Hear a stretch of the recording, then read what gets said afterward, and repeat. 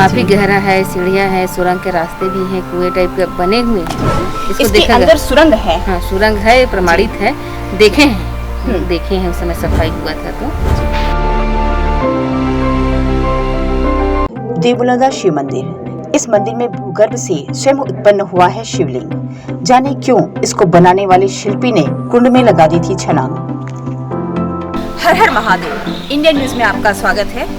आज हम श्री दर्शन में दर्शन के लिए चलेंगे देवबलौदा। प्रसिद्ध पुरातत्व एवं ऐतिहासिक स्थल देवबलौदा छत्तीसगढ़ के दुर्ग मुख्यालय से लगभग 25 किलोमीटर दूर एवं रायपुर से लगभग 19 किलोमीटर की दूरी पर स्थित है शिव मंदिर, जो कलचुरी राजवंश के अवनति काल का एक अपूर्व बलुआ पत्थर से निर्मित मंदिर अवस्थित है, जो शिव को समर्पित है। यह प्राचीन शिव मंदिर अपने आप में खास है। कलचुरी राजाओं ने 13वीं शताब्दी में मंदिर का निर्माण कराया था।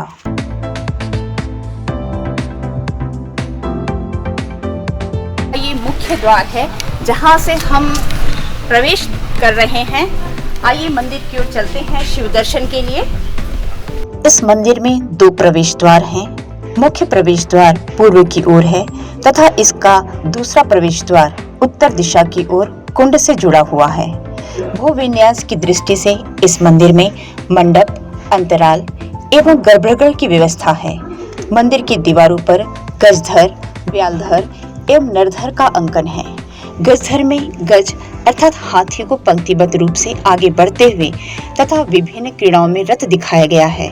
व्यालधर में व्याल, शुक, मेष, सिंह आदि रूपों में प्रदर्शित किया गया है।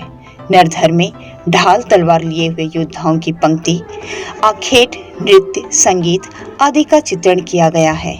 पत्थरों से नागर शैली में बनाया गया चित्रण मंदिर के दीवारों पर चारों ओर अंकित है, जो बहुत ही सुंदर प्रतीत होता है।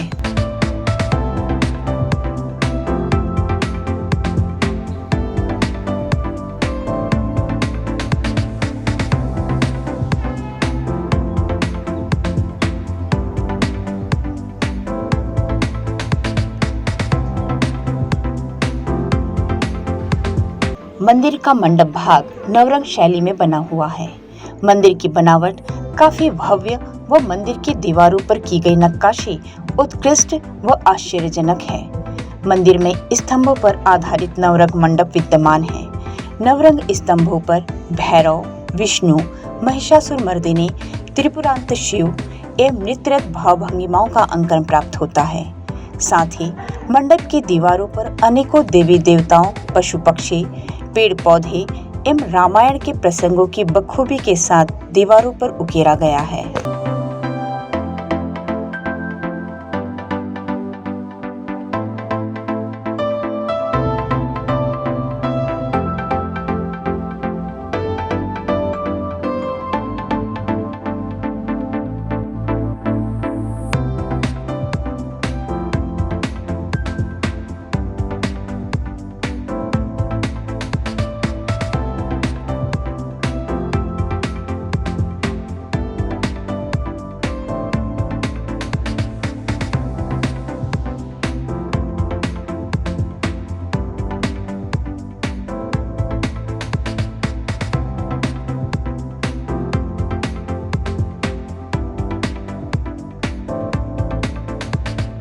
मंदिर का गर्भगृह जमीन से नीचे की तरफ है, जिसमें सीढ़ी के सहारे उतरा जाता है।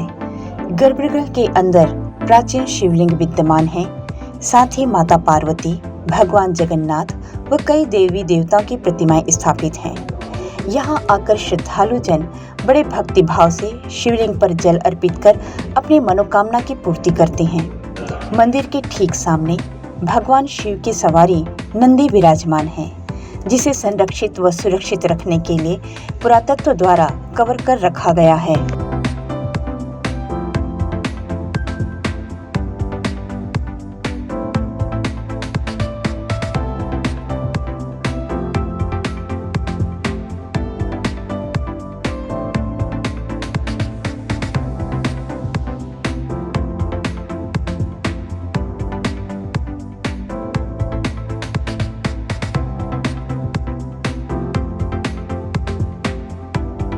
मंदिर में शिव जी का तांता लगा कि दर्शन शिव जी के दर्शन के लिए तांते लगे हुए रहते हैं। हम एक श्रद्धालु से जानते हैं, आप यहाँ दर्शन करने के लिए आए हैं या किसी मनोकामना के लिए? जी मैम, दर्शन करने के लिए आया। मैं पास के गांव में रहता हूँ, तो अक्सर आना जाना रहता है। अक्सर जैसे मन थोड़ा शांति होती है, यहाँ शांत भी रहता है माहौल, तो आ जाते हैं, अक्सर आता हूँ। और ऐसी मान्यता है कि इस मंदिर में मनोकामना पूरी होती है, तो इस बारे में आप क्या कहेंगे? जी ज़रूर, क्योंकि अक्सर यहाँ तो हर शिवरात्रि में मेला भी होता है और काफ़ी लोग आते भी रहते हैं। मन्नतें होती हैं काफ़ी, तो पूरी भी होती है, तो सब आते हैं महादेव को थैंक यू बोलने।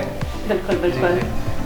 तो इस मंदिर में आने से जो सुकून का अनुभव होता है, उसके लिए हर श्रद्धालु एक बार आने के बाद लगातार आता रहता है कि इस भाव के साथ कि हे शिव जी, हमारी समस्या का समाधान करें, हमें सुकून दे, शांति दे।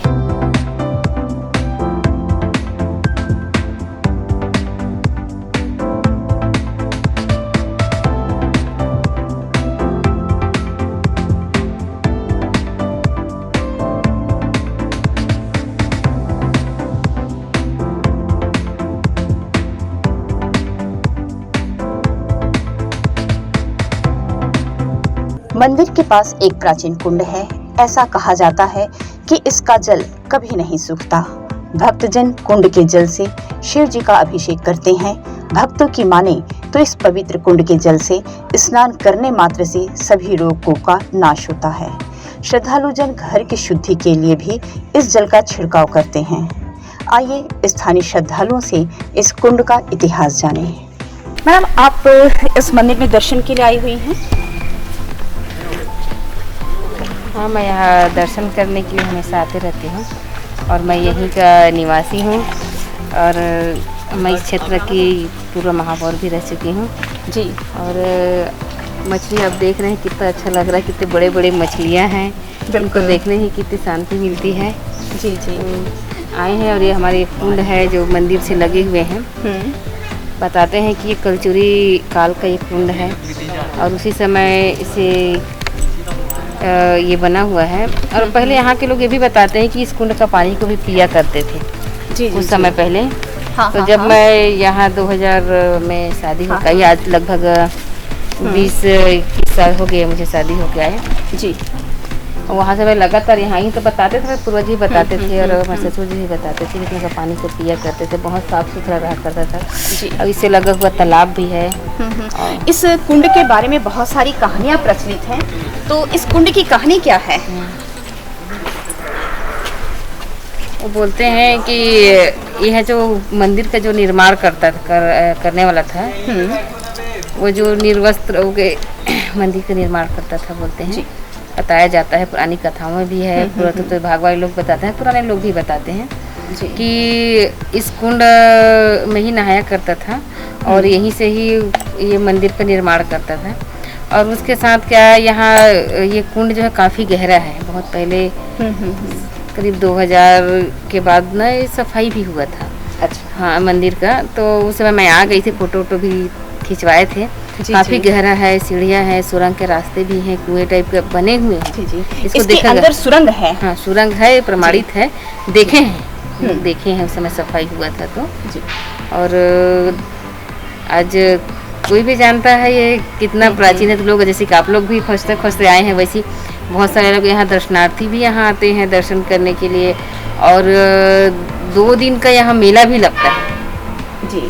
जब शिवरात्रि होता है तो 2 दिवसीय मेला लगता है, जो काफ़ी भीड़ रहती है। यहाँ दूर दूर से लोग आते हैं, दर्शन करते हैं। और यहाँ इच्छा पूर्ति भी होती है, भगवान भोलेनाथ यहाँ इच्छा मनोकामना पूर्ण करते हैं।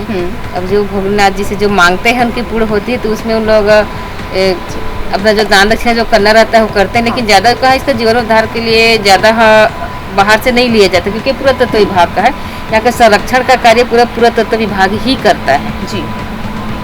बहुत बहुत धन्यवाद। जैसा कि आपने देखा कि और पूर्व महापौर चंद्रकांता मांडेने जी ने बताया कि वो इस देवबलौदा की निवासी हैं और इस मंदिर में नियमित रूप से आती हैं और इस कुंड में इन मछलियों और कछुओं को चारा खिलाती हैं।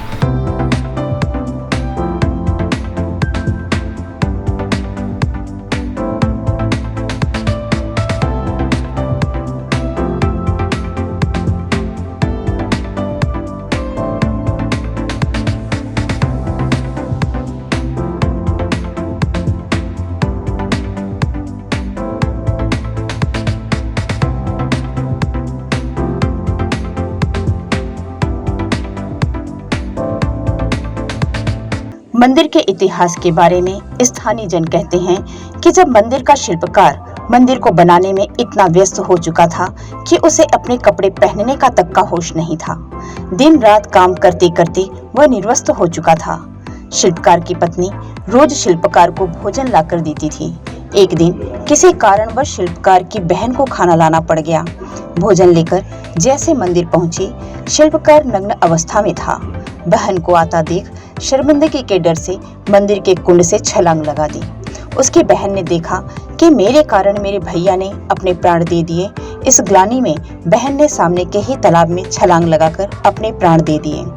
मंदिर के कुंड के बारे में कहा जाता है कि इस कुंड के अंदर 2 कुएं हैं, जिसमें एक कुएं से निरंतर जल की धारा प्रवाहित होती रहती है और दूसरे कुएं के अंदर एक गुप्त सुरंग बना हुआ है जो आरंग में जाकर निकलता है। वहीं जिस तालाब में कूदकर बहन ने अपने प्राण दिए थे, उस तालाब को करसा तालाब कहा जाता है, क्योंकि जब वह अपने भाई के लिए भोजन लेकर आई थी तो उस भोजन के साथ सिर पर पानी का कलश भी था। तालाब के बीचों बीच कलशनुमा पत्थर आज भी मौजूद है। इस मंदिर का मान्यता यह है मैडम जी कि आपका जैसा बच्चे लोग को जो दाना दाना जो होता है ना, माता निकलता है, हाँ, वो आता है तो कुंड का पानी और शीतला माता का पूजा करने से ना बच्चे लोग का जो दाना दाना आता है माता, वो सब खत्म हो जाता है। इतना भव्य कृपा बनाता है माता रानी। और इसका बैगा लोग भी पूजा पाठ पूरे गांव के संपूर्ण सभी लोग पूजा पाठ करते हैं और खास करके बैगा जी ज्यादा ध्यान देते हैं। अच्छा, यहाँ पर हमको बहुत सारी पत्थर की मूर्तियाँ नजर आ रही हैं, तो ये सारी मूर्तियाँ कहाँ से स्थापित की? ये नीचे से धरती माता से ही स्थापित हुआ है। और यहाँ 35 कोटि देवी देवता का वास है। पीपल का झाड़ है और उसके ऊपर नीम का भी झाड़ है। हाँ, ये पीपल का पेड़ काफी पुराना नजर आ रहा है। कितना पुराना होगा ये? करीबन 100 साल से ज्यादा ही है। 100 साल से पुराना ही है। अभी का मतलब 35 साल में रहूँगा, मैं 2005 से ही जान रहा हूँ और जितना मुझे जानकारी उतना बता रहा हूँ। 100 साल से भी ज्यादा पुराना पेड़ है। अच्छा, तो ये जो पत्थर की मूर्तियाँ यहाँ पे नजर आ रही हैं, ये इसी कुंड से निकली हुई हैं? जी नहीं, धरती से। ये सब धरती से निकली हुई हैं? धरती से निकला स्वयं है ये सारी मूर्तियाँ? स्वयं, कोई ऐसे स्थापित नहीं किया गया है। ये जितना भी पत्थर है आप देख सकते हैं, जो भी देवी देवता है, ये बहुत पुराना पत्थर है। अभी ये पत्थर आसपास में देखने को नहीं मिलता और ये जो है वास्तविक में जो है धरती से उत्पन्न हुआ है, कोई स्थापित नहीं किया गया। जी।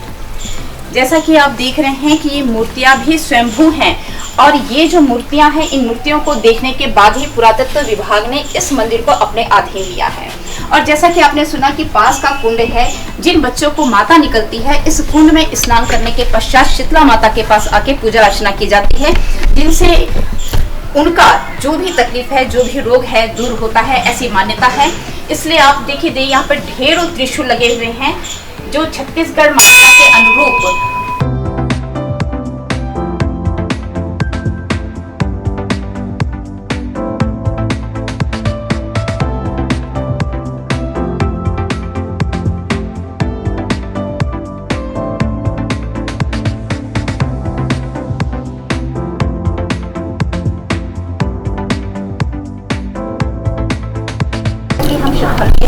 लोटा देख रहे हैं, उसमें जल देख रहे हैं, उसके अंदर शमी के पत्र देख रहे हैं। तो आप यहाँ रोज शिव जी को जल चढ़ाने आते हैं?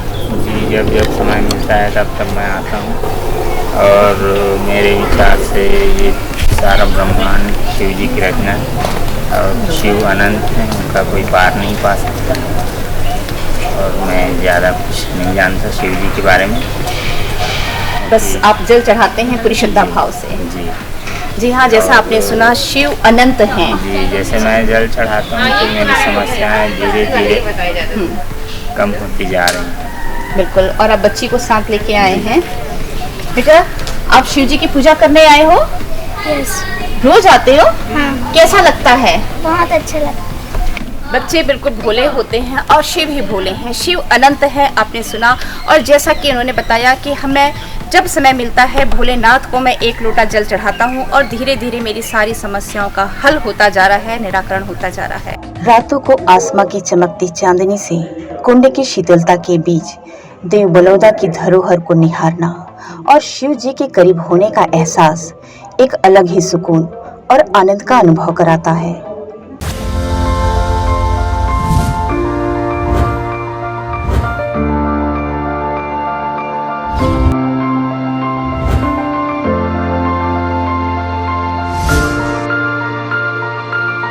काफी गहरा है, सीढ़ियाँ है, सुरंग के रास्ते भी हैं, कुएं टाइप के बने हुए हैं। इसको इसके देखा अंदर सुरंग है। हाँ, सुरंग है, प्रमाणित है, देखे हैं उस समय सफाई हुआ था तो।